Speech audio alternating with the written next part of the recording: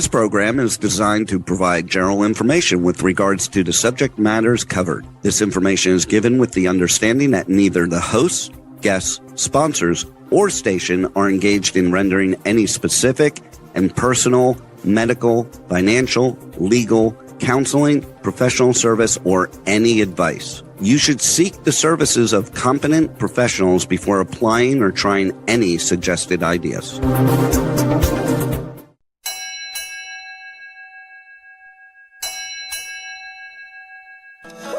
Ahoy! Captain David Gallimore welcomes you aboard the Regenerate Show, live Mondays, 10 a.m. Pacific on K4HD Radio at k4hd.com.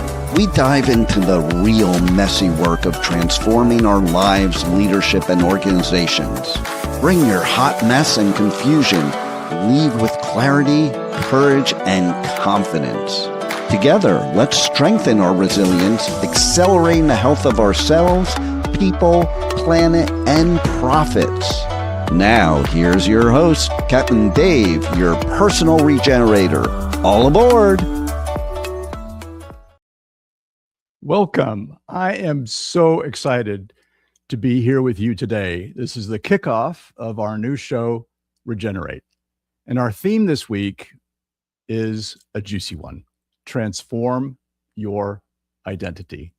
This has a personal resonance for me, as you will soon learn, in the messy middle of my personal, professional, and organizational transformation the last 4 years. Our promise to you during this show is to have fun today, because when we're laughing, we're learning. I believe we need more laughter and learning to develop that emotional resilience that we seem to be needing more and more with the pace of change that's happening in our world. And having fun also might be this opportunity to just let some things go. Our second promise is to leave you inspired. So Mathieu Graham, who's our first guest, and I sincerely want you to leave inspired to experience some of the messy middle that Mathieu is going to be sharing, that I'll be sharing, really to help you move forward, to know that you're not alone in this journey of transformation. And finally, to leave you empowered. You know, change is happening around us. It's accelerating. How do we deal with it? Well, my belief is that we can empower ourselves to grow into who we want to become, and to have some fun along the journey, and to strengthen our mind and our body, our knowledge and skills. So my hope, my belief is that with Mathieu's help, we're going to leave you with at least one insight from ancient wisdom. Mathieu is definitely one of those sages that you will soon get to experience, or a modern science-backed insight from research that you will want to test drive in the wild. So without further ado, it's a privilege to now introduce you to Mathieu Graham. He is a modern day wise man, a guide, a sage. And if I can say this from the bottom of my heart, and I will, because it's true, he's also a dear friend. So he's a sought after keynote speaker, thought leader, and executive coach. He really is all about helping leaders see more clearly, to decide deliberately, to act with integrity under pressure. Goodness knows our leaders are certainly facing that more and more. He's the founder of Deliberate, where he guides high-flying founders and serious executives through their own personal and professional transformations. He's worked with Olympic athletes. He's a student of ancient wisdom and modern science. And during my fraught 2024, when I was going through the messiest part of my messy middle of transformation, he was really guiding me to break down and transform my identity. I'm so grateful. So together, we are really looking forward to having a candid and direct and fun conversation. So joining from his home in Belgium, I have the distinct honor of kicking off our Regenerate show with my sensei and dear friend, Mathieu Graham. Thank you, Welcome. David. It's an So honor glad you're here. to be the first one. Yeah, Thank you you. never forget your first, right? That was your opening line, so you got me there. I love it. Thank you. So, my friend, to help us have some fun, to get started, and maybe for our audience to get to know you just a little bit more at a deeper level right away, because that's what you seem to be so gifted at, helping go deep right away. What's that one thing you love, absolutely love to either be or do that gives you the most joy in your life right now? Well, I would say that if I really have to say one thing, I really have to, only one. I know It it's a would hard question. be. It's Besides a being really on hard this question. radio show. Yeah, of course. That was the first one top of my mind. No, I would be saying it sounds a bit cheesy, but to be myself, to be feeling that I am doing, that my doing is aligned with my being and my thinking. Because then everything seems to roll. Everything seems to, as we say in high level sports, flow. And so the one thing I like to do is to be me. And if I'm really me without any mask, any cover, any protective shield, then I'll use the words of my one of my co-founders, ex-co-founders. Then I am light. I can be light for people. I can shine light. And that's not me shining the light. It's me being me. And as a consequence, there is light. So not sure if that's a real concrete answer, but you won't get concrete answers out of me, I think. It will be a bit abstract and vague, but that's the point. I can never put an emotion in words. Yeah. It would be, a straitjacket for emotions. No, I get that. So, by the way, not cheesy at all. I mean, I think it's profound in its simplicity. And knowing you as I do these last few years, it definitely is that one thing that gives you the most joy. So, thank you for being so vulnerable and authentic about that. You've set the tone already for what this show is really all about. It's not about perfection.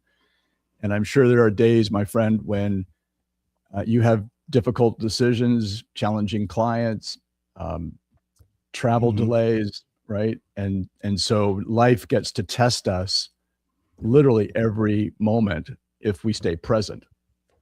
Yeah, absolutely. So I have another question for you, and feel free to share as much as you would like. We're going to go to a commercial break in probably about 15 minutes, and this can be a dialogue that we can have, but it's really about before you were studying high performance science and before working with Olympic athletes, before you were really known for helping high flying founders and serious senior executives deal with the pressure in their chosen fields. What life experiences, my friend, started to forge you into the being person that you have become so far, right? You're still, I think, in the messy middle. What's your origin story? I think I was and still am a very normal little boy, and I still am that little boy in just an older body.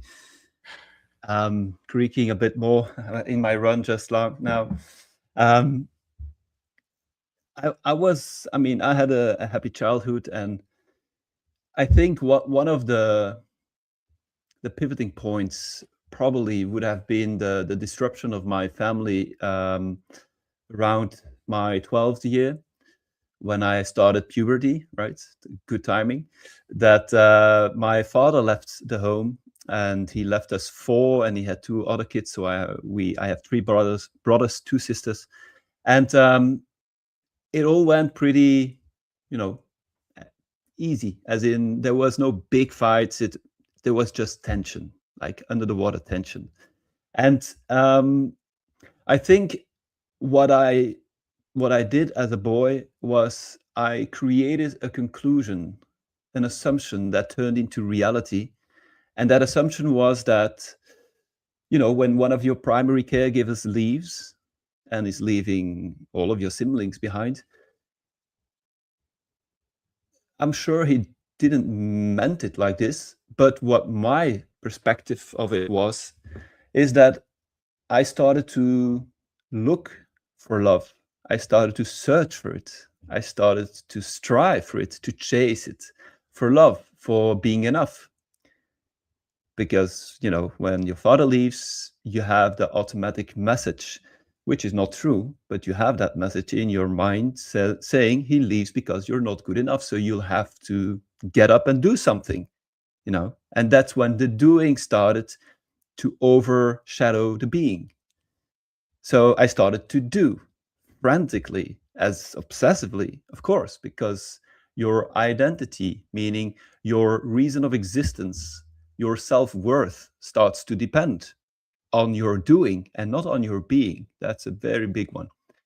And so I think it launched me, some could say in a good way, it launched me to performance. However, I would say it launched me to performance driven by one big fear: the fear of not being enough, the fear of not being loved. And I can assure you, and I think a lot of people listening will resonate with this, fear is an massively powerful motivator. It will move mountains. No doubt about it. 2 hands down. Of course, it will move mountains. And it did. I moved mountains. I traveled the world, literally, to be enough, literally, right? To go higher and higher and higher in levels. And so I believe it drove me to be obsessed about human development, about how to understand oneself. And my first physical expression of that was in the physical realm, more with Olympic athletes. Well, I started with just people like you and I, not the half gods Olympians, but just us, to understand this physiological neuromuscular system. And it drove me to Australia to work with Aussie Rules football. It drove me to the Middle East to work in soccer. And it drove me back to Belgium, actually, to work with Olympic athletes, always to optimize that system into the highest possible performance it can possibly bear. And the thing I think I have in common with all of those people, those high performers, or let's call them those obsessed performers. And I say that because I think a lot of people do not realize what intention is really driving their eagerness to perform. And again, fear can really move a mountain, but at a very high cost. And my realization later in my short life was and is that fear doesn't need to be the driver, because fear is making you push round pegs through square holes. Yeah. It's making you as a fish climb a tree. And if you're really hard-willed and you really have enough fear of not being enough, of not being self-worthy, you will climb that tree, even as a fish, right? So what if you came to your senses and you started to see that the real driver is really fear, and you started to see that the driver is like an ingredient in a cake you bake. The driver will always give the flavor to the finished product. So if you start to perform, if you start to strive towards performance out of fear of not being enough, out of fear of losing and hence not being enough, that fear will give the taste to your cake, to the finished product, even if it's a medal, right? Yeah. And what I've seen with Olympic athletes as well as with top leaders, as well as with myself in the first place. I always test drive everything on myself first, right? What I've seen and still am seeing is that when people start to see that, there is an inevitable shift. It's not me shifting them. It's not them shifting. It is an inevitable shift, because it is a shift that is much more biologically logical. It's a shift that makes you put round pegs into, you guessed it, round holes. You can imagine when you push those, when you force those round pegs through those square holes, you have friction cost, right? The thing, you should try it. Get a Fisher Price, a little bucket of your children or your nieces, and try to push one through, and you will be successful. As I was. I mean, I went to, the highest performing teams in Australia and Middle East and what have you. I was performing, but I had an immense frictional cost, and the cost will always come back at you in ways of a social, a mental, a physical invoice. So I believe that when people start to be aware of the intention that is driving their actions, and that awareness is very easily said and very difficultly done. But once you start to see it, you will inevitably shift towards your design. Meaning you will start to see that you have a tail, that you have flippers. You're in that tree and you're saying, damn, I'm a fish. And that's when you will let yourself drop into the water and feel that you are so efficient, that round peg smoothly runs through that round hole. No friction cost. There is no heat created. There is no deformation of the structure. Everything is as it should be. The puzzle clicks, flow state. They say, he makes it look so easy. When a pro golfer swings, he makes it look so easy. Or when we have another unicorn, big success, they make it look so easy. Well, when you have real successes, I'm not talking about one-time success. I'm talking about serial winners. I'm talking about consecutive winning, consecutive performance with a very low cost. Those people are very close to an alignment between their intention, between their energy, what drives them, between their software, meaning what they think, how they think, their belief systems of reality, their mental models, and the hardware, meaning their doing, their actions, their behaviors, their decisions, their non-decisions. Those three, the energy, the software, and the hardware, are aligned. And that's when performance becomes inevitable. I came to past that quote of Rick Rubin. I loved it. He talked about art, but you can, just take the word art out and put performance in. Art, the object of art, is not art. The object of performance is not performance. It's to be in that wonderful state in which art or performance becomes inevitable. What is that state, that beautiful state? That's when you are aligned. Aligned with what? Well, with your intention, the energy you are, the software you have, and the hardware that is running everything into a physical expression, right? So I think that drove me, pain drove me, a need to be approved drove me into realizing, into an awareness, a level of awareness, to see that it's okay to be driven by fear. I'm not saying it's not okay. I'm saying it's okay. I'm saying it's not okay to not see it, because then it's driving you and you won't be driving it. I'm saying that if you have enough pain, that's why I love your title, The Messy Middle. When you're deep enough in that messy middle, you will reach a point of hopelessness, a point of, I'm sick and tired of being sick and tired.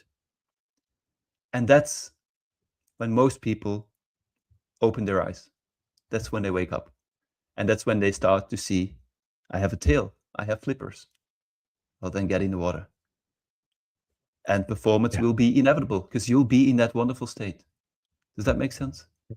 Yeah. Well, I'm having positive reminders of our time together in 2024, where you helped me really separate these two thoughts that had become so intertwined, like a hairball, a cat hairball, of my identity is who I, how I work, or the results that I create, or the successes that I've had, the awards that I've won. And when those are not happening, because I'm making this really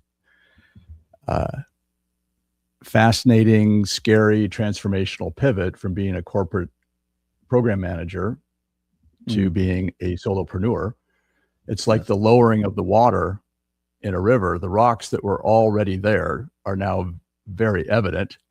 Yeah, and, very visible. and I can either ignore the rocks, which I had been doing before I met you, or I can muster the courage and ask for the support, which I received, thankfully in time. I'm curious, Mathieu, in your own origin story, it's probably not been a straight line at all. You talked about the family challenges, but I'm just wondering, in your own, say, 20s and 30s, you're still a young guy, so we don't gotta go too far beyond 30. But where it got scary for you, and where maybe you were tested in your own messy middle. I think it got scary often. Maybe more scary than not scary. I think when I started, so I had a big part of my career was as a physiotherapist. So I first did a master in sports science and then went into the medical part, second master in the sports physiotherapy. And my first scary moment, I think, was it was just before Tokyo, the Olympic Games in Tokyo 2021, because of COVID, in which I realized that there was a point in the preparation of the games that I realized that being that sports physiotherapist wasn't cutting it. Being that sports physiotherapist, which had been my, my utopia, that was my bar, then I would have been enough. And of course, when you arrive there, it's a disappointment because nothing changes. Of course not. I think it's Oscar Wilde who said there is only two tragedies in life. One is not getting what you want, and the other is getting what you want. Because you'll realize that nothing changes. Nothing fundamental changes. And so there was an athlete standing in front of me and bending forward, and I was diagnosing the pelvis. And I have a firm belief, and you should, try that on yourself, that when you're in flow state, when you're really in that moment, when you're doing what really makes your heart sing, what really gives you energy, you lose yourself in the moment, they say. You lose track of time, right? That's a good sign. That means you are in the neighborhood of that flow state. So keep on going there. However, the guy was bending over. I was looking at the joints, and while doing so, I was distracted by looking at my watch. I realized I was looking at my watch. I was, damn, I am in the dimension of time. I am conscious of time. Meaning, it was my first actually painful awakening about the medium. Being a sports physiotherapist is a medium. It's not an identity. Yeah. Little did I know at that point, but I thought it was me, right? But it's a medium to express who I am. And it really served me well up until that moment. Up until, of course, it's not that day. That day was just a symptom. But it served me well until that moment, and it started to not sit well. Everything was fine. I was at the highest level and blah, blah. Everything was perfect on paper, yet I was still whining. I was not feeling right. I was not feeling like a fish in the water. Yeah. So I hate to say this, given what you just talked about flow, and I'm totally with you in flow. And we need to go to a commercial break. We'll be right back after this valuable offer. Please stay tuned for more of Mathieu Graham and his transformational messy middle. You're listening to Regenerate with Captain Dave, your personal regenerator on K4HD Radio. We'll be right back. Are you feeling overwhelmed? Are you ready to regenerate and live the life of your dreams? Start the transformation now. Call Captain Dave at 253-237-2558. Stop overthinking. Again, call 253-237-2558 or go to regenerativeworldgroup.com to book a free, no-obligation clarity call. Let's get back to Regenerate right here on K4HD Radio for more life-changing transformations. Here's your host, Captain Dave, your personal regenerator. Welcome back. If you're Thank just you. now joining, I've been speaking with my dear friend, Mathieu Graham, the founder and CEO of Deliberate. He's worked with Olympic athletes, high-flying founders, serious senior executives, and little old me. And we've been talking about the theme of transform your identity. And Mathieu, we were in such good flow, and then I did the most disruptive thing of our flow, going to a commercial break. So thank you for your willingness to break that flow. But is there anything that you wanted to add as a result of that awakening in that Olympic training room with that Olympic athlete and trying to adjust their, you say pelvis or some other middle joints? Yeah. Anything that you wanted to add to kind of feel complete with that story? Because then we're going to go into frameworks. And I know you have an opinion about frameworks. I do. Just fingers pointing at the moon. That's not a framework. Right. I will finish up with that story because you asked me, the dark moments, the difficult moments, the messy middles in my maybe professional and private life. I already talked about one as a child, and this one was the moment I realized that being an Olympic physiotherapist, right? That sounds amazing to my ego. He loves it. Olympic physiotherapist. Did I say Olympic? Right? Did you hear that? So that's really cool. So pinnacle. And so it's in that room when I was effectively diagnosing an athlete, which, diagnosing was one of the things I loved. I just loved it, and I could lose myself in it. I always lost track of time. I was always too late for my other athletes coming because I just was in the moment. And that's the first time I was not losing myself in that moment. It was the first time I was looking at my watch. And that's when I realized, that's when I woke up to the fact that I needed to revisit who I am and how do I express that who I am. Because working with a perception of time, meaning working, not losing yourself in the work, but starting to work for a certain outcome, for me, it's the beginning of the end of high performance. And I always told my athletes, the moment it stops making your heart sing, out of courtesy and respect to the whole staff and yourself, you should stop on the day. And I'm not saying the moment you don't want to go train because it's raining. That's not what I'm saying. I'm saying the fundamental feeling of, I'm doing this just to be paid. I'm doing this to get the medal. I'm doing this to be someone.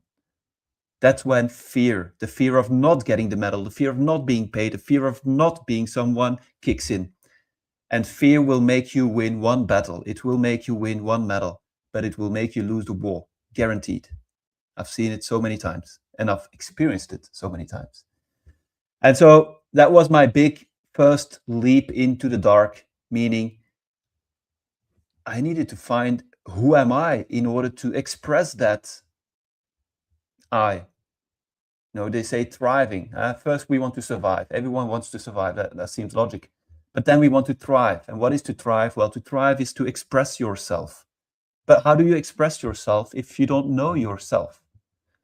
And there, the old Greeks, it's what I'm saying here has been said for 2,000 years, 3,000 years, but no one's listening. So I'm saying it again. And so it's the know thyself. Know yourself. Know what seed are you? Are you that fish or are you a monkey? And if you're a fish, get in the water. And if you're a monkey, get in the trees. And so that was the first messy middle to make that quote unquote choice, which I don't believe is a choice. Is not something that is calling on you to make a choice. It's not something to, now I have to make that good choice. Choice is just a signal telling you, hey man, you are confused. You don't see clearly. That's a choice. And what you should do when you feel that feeling of a choice, and I'm talking about psychological choices, what you should do is what you would do that if you and I, David, we would be walking on a crest of a mountain and it's cloudy, it's misty. We need to go to the village, but we don't see more than 10 meters in front of us. And we come at a T-junction. Well, you and I will stop. And at that moment, we feel a choice popping up. Hey, David, I don't know where we are. And you say, well, Matthew, I was hoping you would know. So we don't know. So we have a choice, left or right. So the first thing we will do is create clarity. We will get our GPS and hopefully have reception and see where the town is. The same situation if we are walking on that crest, but there is no mist, no clouds. And the whole time we're walking, we can see the village on our right. The moment we come at that same T-junction, there will be no choice. We both turn to the right. No words are needed. That's when clarity collapses choice. You see? So what I did was not make a choice to stop the Olympic adventure. No, what I did was analyze myself. What I did was observe myself, how painful it was, because my ego did not want to stop carrying those Olympic rings on my chest, right? And telling everyone, I am not just a physiotherapist, I'm an Olympic physiotherapist, because it was my identity, right? My illusionary identity. Which is funny, because before being a student to be a physiotherapist, well, I was an entity as well, wasn't I? I was someone. And then I got in, and now all of a sudden I need to be Olympic or I can't be. How absurd. And so that's one example of jumping from, well, Olympic physiotherapist into the business. As in, I realized I created so much clarity on myself by studying myself with curiosity and wonder, like a passionate biologist would study a two-headed snake. He would say, wow, what is this? I've never seen this. This is a wonder. And so he would, throw a little rock and see how it moves, see how it eats, sleeps, and he would study it all day, all night. That's how I started to study myself, to understand myself. Because, well, it's very simple. What you understand, you can change. And what you don't understand will change you. As it did for me. It changed me like for a year. And that's why I didn't feel right. And it's only at the end when I was sick and tired of being sick and tired that I had that moment with the pelvic, the pelvic joint of that athlete. That was the summum. That was the moment it fell into place and said, damn, I need to change. And that's when I went into business, as in I want to work with people who have a bigger social relevance than the Olympic athletes.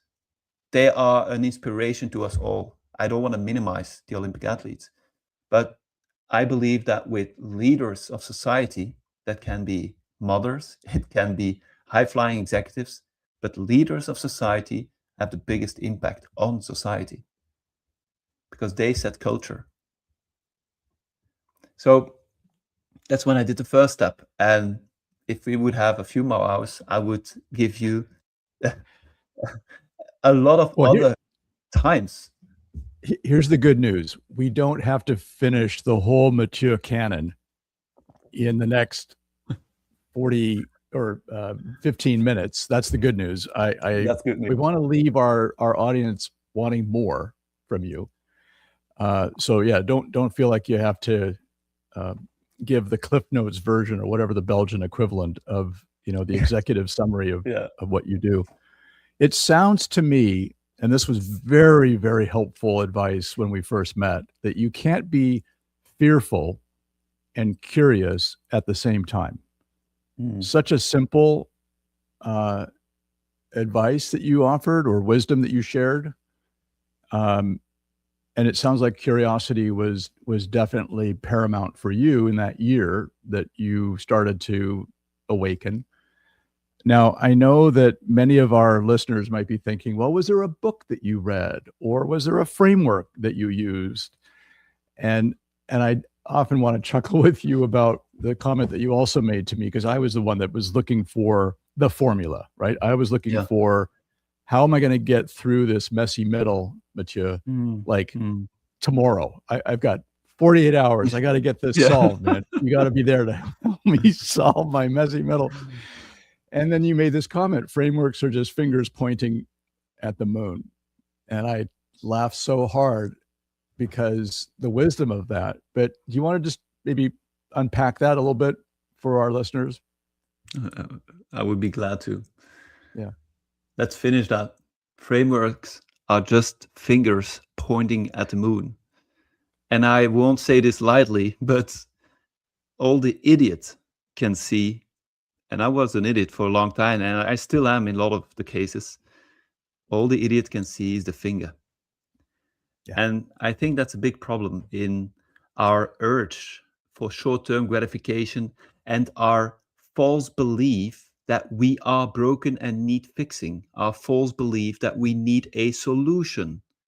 The moment you think, you believe you need a solution, you are implying you do have a problem.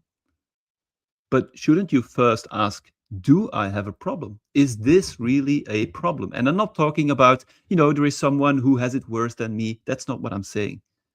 I'm saying, is this really a problem? Define the problem. Because we're often asking the wrong questions. We're trying to jump to solutions without even seeing what's there. We're just seeing what should be. We're seeing what our belief system wants us to see.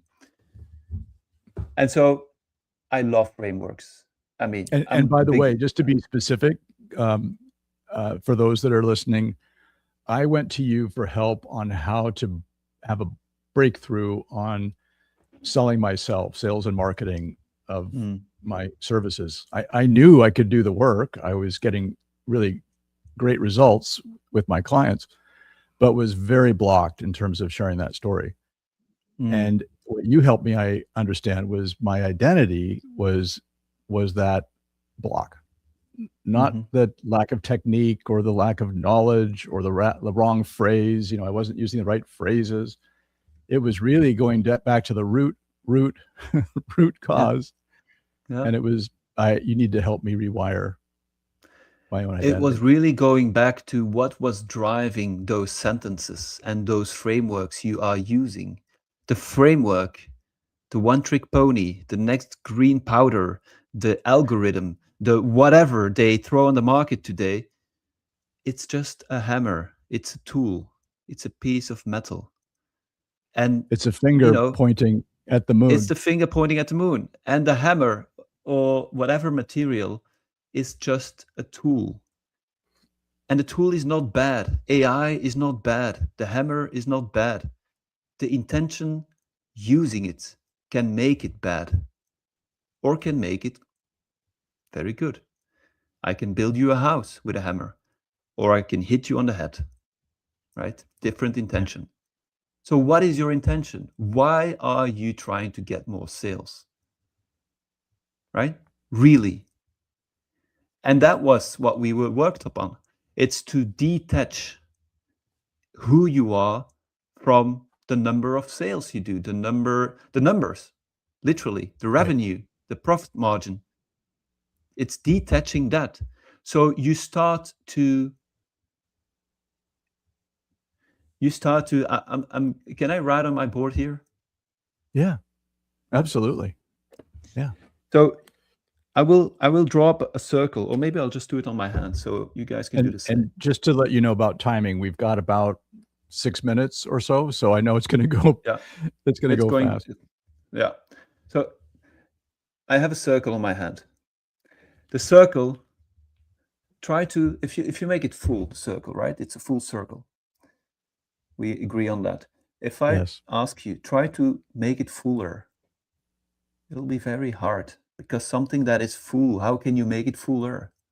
Right? It's like a flame trying to burn itself, or a knife trying to cut itself. It's impossible. It's as impossible as you trying to be more, or you being diminished by something outside of you, meaning a result.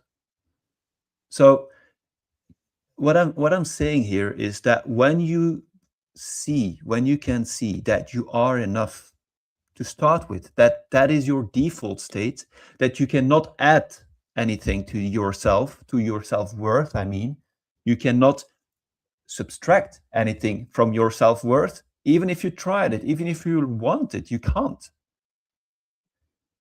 When you really understand this, not know this, I just told you, you know, but understanding, you have to live it to understand it, right? And so when you really see that, you will stop doing sales to not lose sales. You will stop doing sales because you need the money, because you need the clients. No, you will start to do sales because you believe you have a story to tell people that will help those people fundamentally. That's why you will do sales. And not doing sales would be holding back on the good for people around you. That's how you do sales. And I don't call it sales. I call it philanthropy. I call it sharing your story, sharing your passion, the energy that you are. That's when sales will not be sales. It will be a beautiful state in which performance becomes inevitable, and sales will be a consequence of that. You will not even be able to hold it back. It'll just flood you over, because you are who you are, right? And I'm here to tell you that awakening and that powerful, simple, but not easy, knowing, becoming, being, that took me several months. I'm a little bit slow, I know. I can be taught, as my wife, Margaret, of 35 years of marriage, has reminded me. I can still teach you, but it's a slow process, Dave. But once that started to really coalesce and become part of my DNA, being in service was my intention. That before I picked up the phone and followed up with somebody, or picked up an email to outreach, it was always about lead with love, and what could I do to make a positive difference in their life in that moment. And what happens in terms of a business transaction or a business agreement is just a bonus. And that intention that you helped me really, really internalize, it then allowed me to double my bill rate. It allowed me to triple my revenue in 2025. And have I got it all figured out? No. In fact, I really, really wanted to have a circle drawn on my hand, so you can, because I normally do. That's how I start my day. But first radio show, running around, blah, blah, blah, right? Whatever. Understandable. But I want you to tell you that circle is so simple, but it is incredibly empowering, right? These little which is just another framework. So the circle will work for some people and won't for others. And that doesn't matter. I will throw at you all frameworks. and we will just see what sticks, like spaghetti on the wall. Just throw it and see what sticks. But it is just a means to get to an end. And the end is to get where you already are. We're not adding anything. That's the first thing I start to say to people. I won't learn you anything new. I hope I don't, because that's not the point.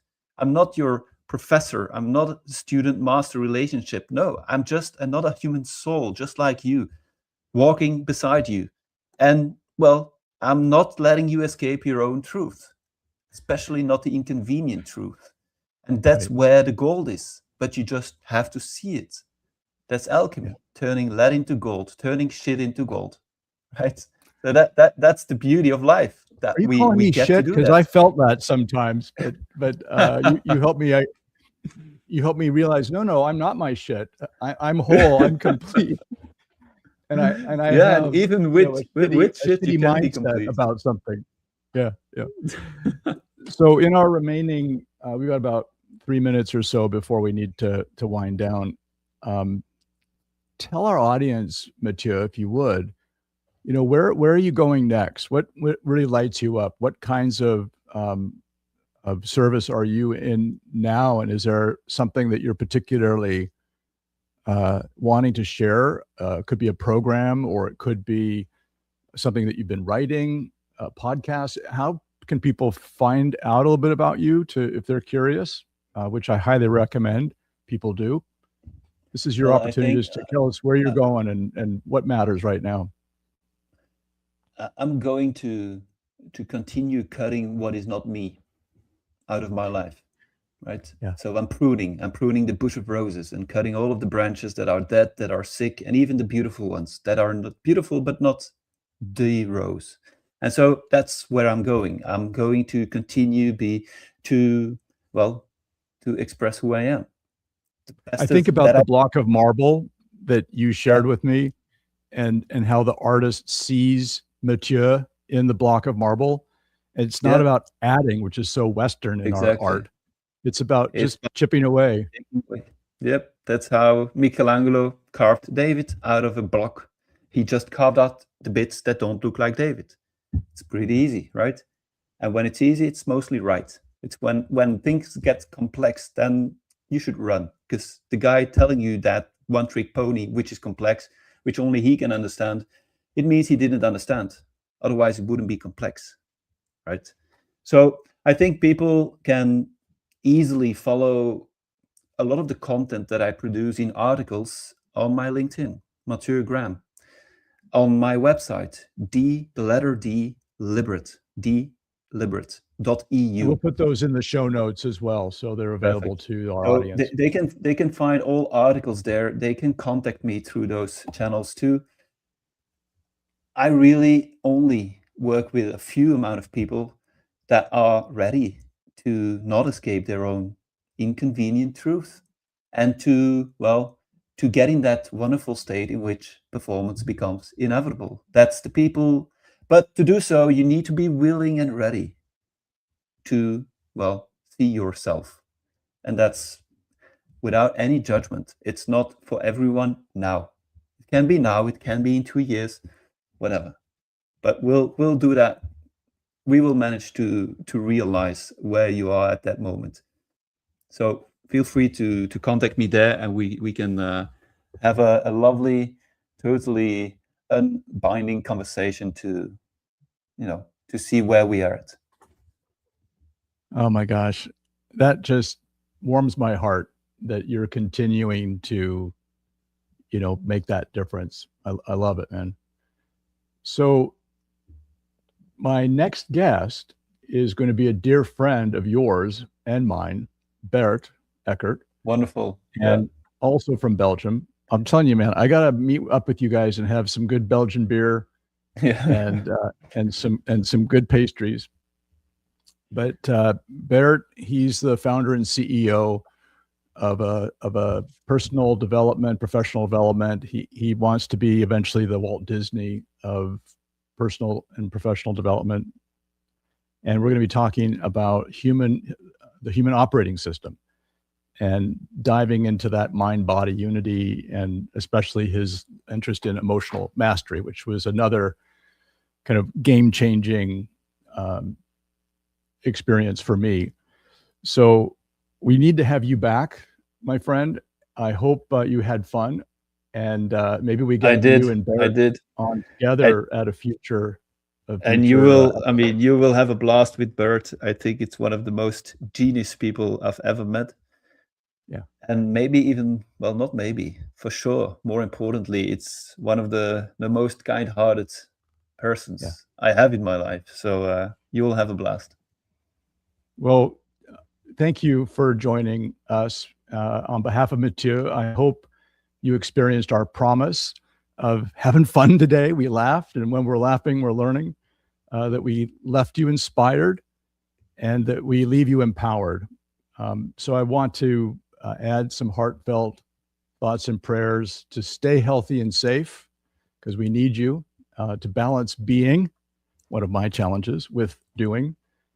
And, maybe to take one nugget, one brilliant piece of wisdom from Mathieu and our conversation, take that one small step of either doing less by being more, or some persistent action that will help you navigate your own messy middle of your personal transformation. Until next time, thank you so much for being here. We're better together. Very welcome. Thank you for listening to Regenerate with Captain Dave on K4HD Radio. We invite you to give yourself grace and embrace the messy middle. See you every Monday at 10 a.m. Pacific Time. Until then, you got this.